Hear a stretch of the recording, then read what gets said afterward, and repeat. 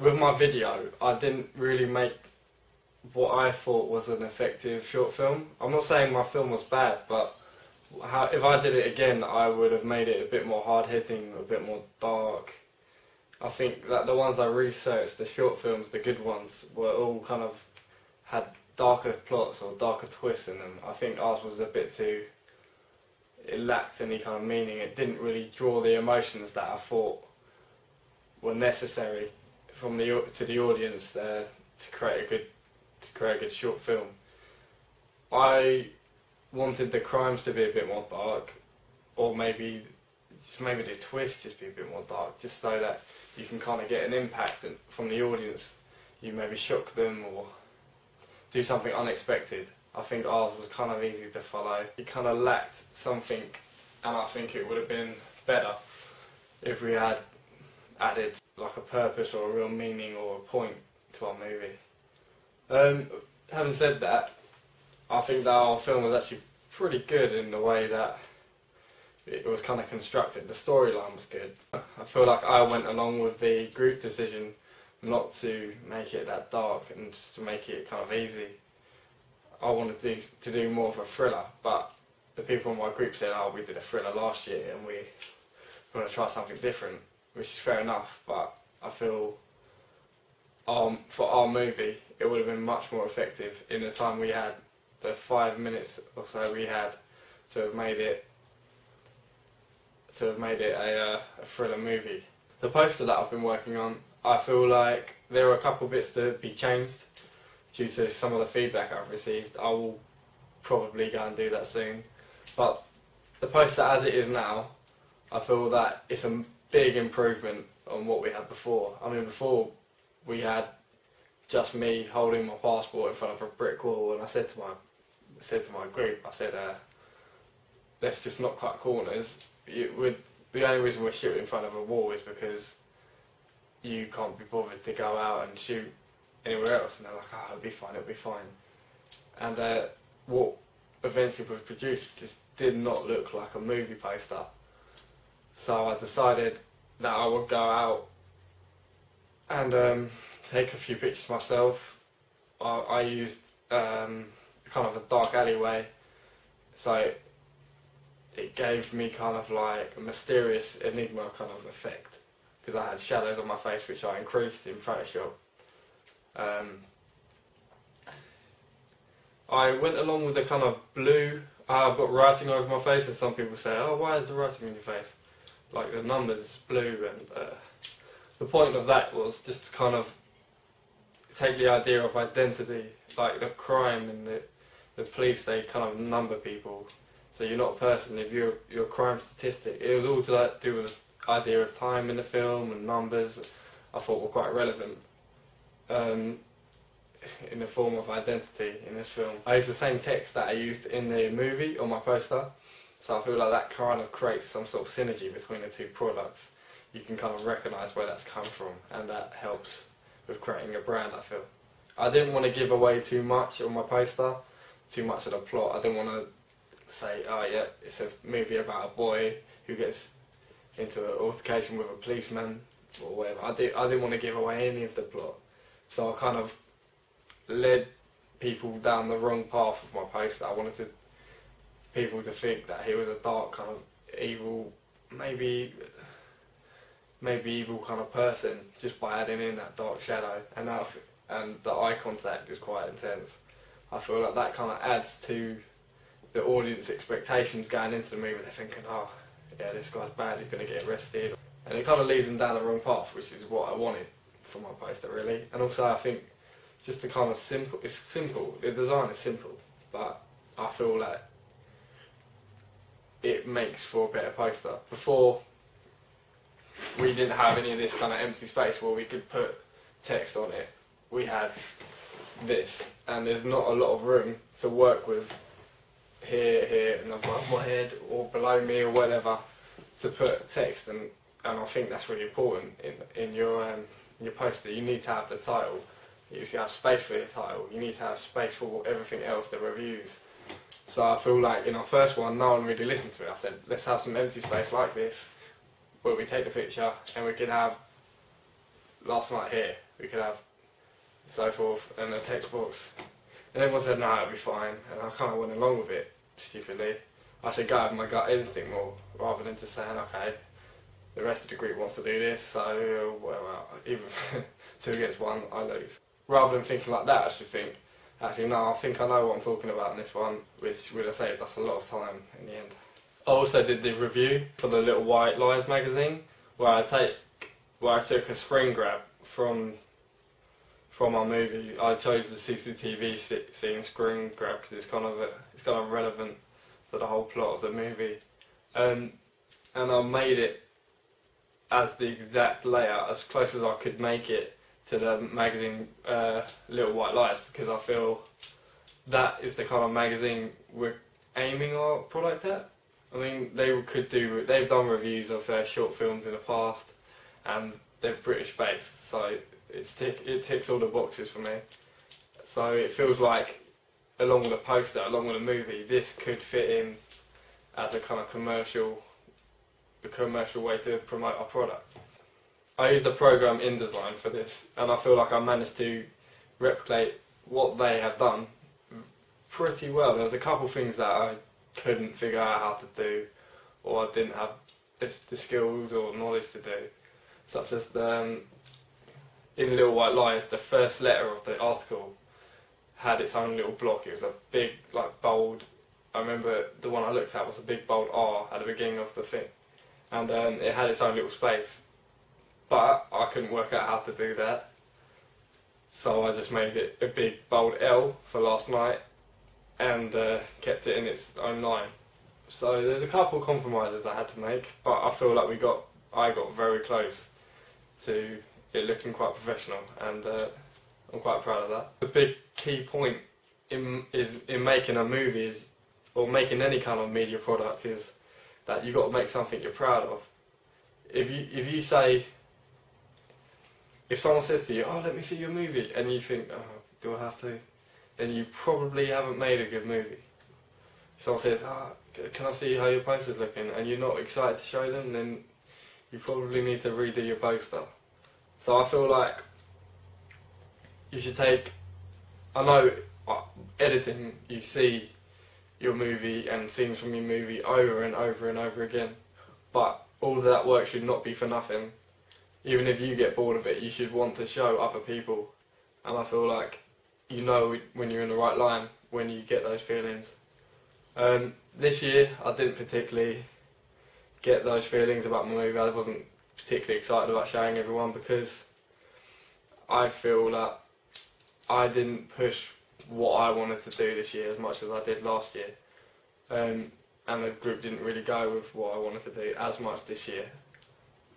They wanted to do a kind of friendly, easy-going kind of movie with my storyline, but they took my storyline and did that with it. I wanted to make it a bit darker, because there was an example of a movie that could have been very good, and it was still good, but it was a BBC short film. It was called All My Dreams on VHS. A man has literally all of his dreams on videotape, and at first it's like, oh yeah, this is me playing with a monster, this is me, da da da da, and then the woman finds a dream that he had about her, and you think, oh no, he's going to be in trouble, rah, rah, rah. And it ends out just being, oh, I like that, rah, rah. I thought that could have been like, you could have got a bit darker with that kind of storyline. It kind of was a bit too light-hearted. But with our movie particularly, I feel like there's either one way to do it, which is you do it and you provoke a reaction from the audience or some sort of emotion. It shouldn't just be a kind of passive experience watching a short film. It should really, you've only got 5 minutes, or we did, so you should really grab your audience's attention or provoke some sort of reaction in that 5 minutes, otherwise it's 5 minutes wasted. I feel like the audience for our movie was probably male, 15 to 25, that's what we kind of set out to be, but it's not specific because we don't really have a specific genre. So in order to appeal to that audience, I chose to make a kind of dark poster. Like I've said before, with the shadows, it's kind of intriguing, the numbers, it all links into crime, and the blue has connotations of police. I kind of play to that kind of market of crime and what have you, which is generally a male market. We were aiming for the 15 to 25-year-old male market. I don't feel we did enough to entertain that market. I feel like our movie was okay, it was good, but we didn't do everything we possibly could have to make a good movie, in the sense that I would have liked to have had people watch my movie and then say, wow, that was actually really good. Well, I had people say, oh, it was really good, but I don't feel like we got that reaction from them, that genuine reaction of either shock in a good way or just some sort of strong emotion. There was no real point to the movie. I don't feel like we kind of raised enough issues or solved enough problems with our movie. Like, I feel people are going to watch it and then come out feeling the same as they did before they watched it. It doesn't really take you anywhere, which is what I wanted to do. Particularly, I've mentioned before, we're kind of playing with the idea of a kind of modern representation of the male role, the male gender, in the character Jack, who's a teenager. You see him doing his hair, you see him drinking, you see him partying about and doing stupid things. And then you see the policeman from the other generation, a more traditional male gender role in movies, where he's a police officer, he's respectable, he's quite serious. So I kind of toyed with the idea of having these two opposing representations of male gender in our movie, and the reason for that is to show that the male gender role was changing. Where in the previous generation, a male was seen, especially in a movie, as someone who's strong, who's reliable, unless he's a bad guy. Or I feel like in my movie we represented the new generation of male gender as being someone who's a bit unreliable, someone who's maybe a bit silly, he's not very respectable. Whereas the policeman talks in order to gain respect. He makes eye contact, and whereas my character Jack, who was hungover at the door, was kind of looking at his feet, was kind of rubbing his head like, oh, what's going on, kind of mumbling a bit. The tagline that I've chosen for my poster was "Watch what you leave behind," which is sort of significant to the movie. It kind of leads you down the wrong path yet again. It's like, oh, what could he have left behind? What does that mean? Kind of creates a bit of an enigma, which is like what I wanted. I mean, the poster and the trailer, or whatever happens before the movie, is what gets the customers interested. And I know they're audience, but they are customers at the end of the day. The media industry is all about making money and making profit. So the poster has to be intriguing. So I feel like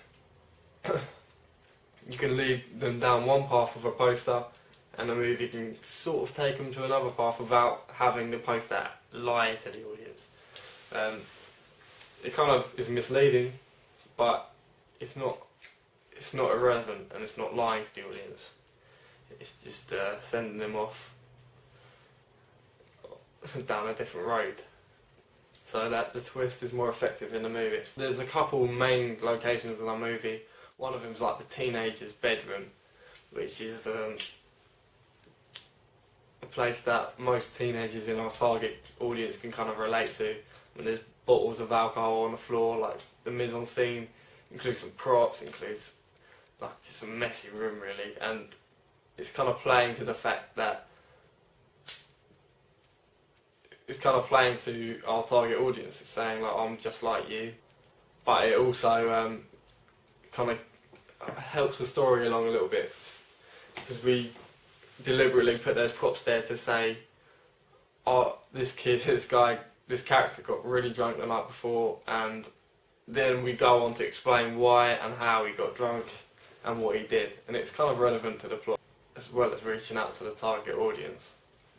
With my review, one of my other team members made the original draft, and I felt like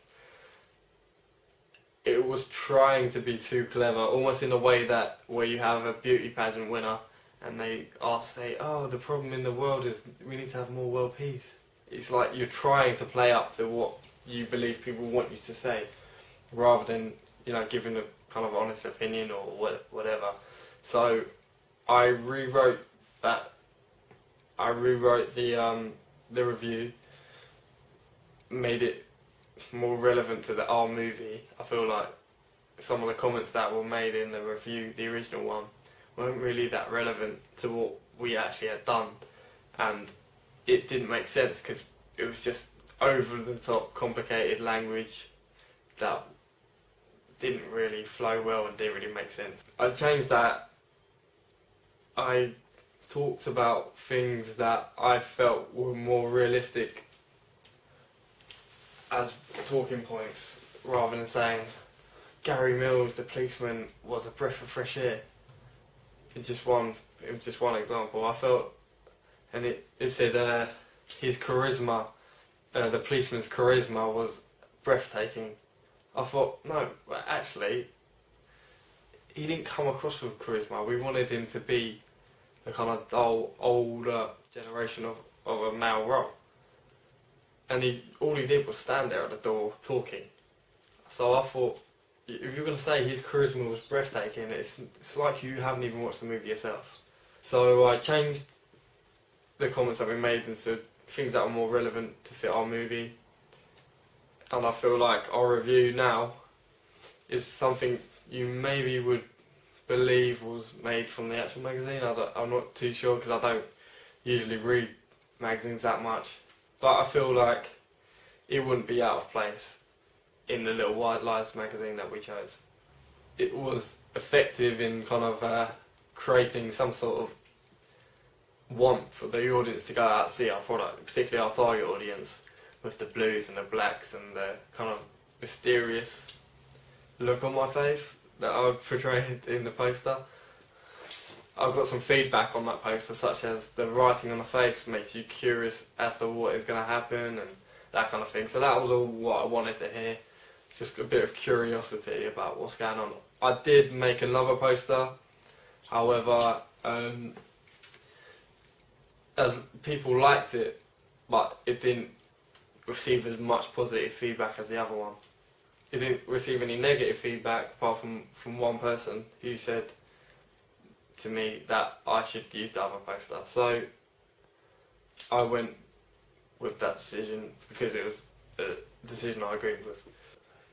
I feel like the review is positive of our movie. It's definitely saying go out and see the movie, but it's saying it in a way that's not lying to the people who are reading the review. It's not saying, oh, it was the best movie I've ever seen, or I feel like I was quite honest in writing the review. The layout's really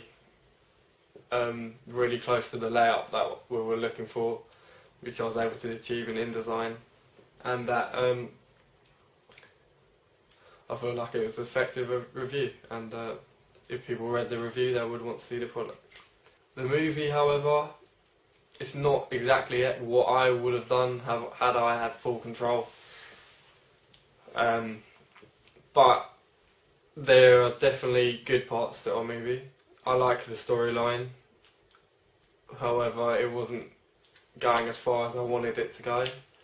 It's still quite a good storyline, I feel. Some of the shots were really good. The CCTV shot that I came up with, and the shot where I go, the sequence where I'm getting out of bed, where we've used kind of cool camera techniques just to show that kind of boring, dull scene otherwise in a cool kind of way.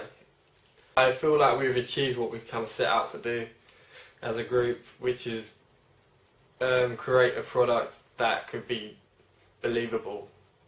We didn't want to come across like an amateur film crew, which is what we are.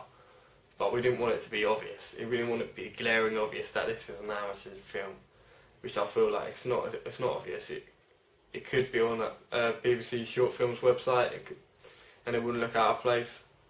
However, I think if I did it again, I would experiment more with different camera angles, much more artsy kind of camera angles, and definitely, I would have made the movie much more hard-hitting and try and provoke some emotion from the audience, which is what the best short films do, which I found out through my research.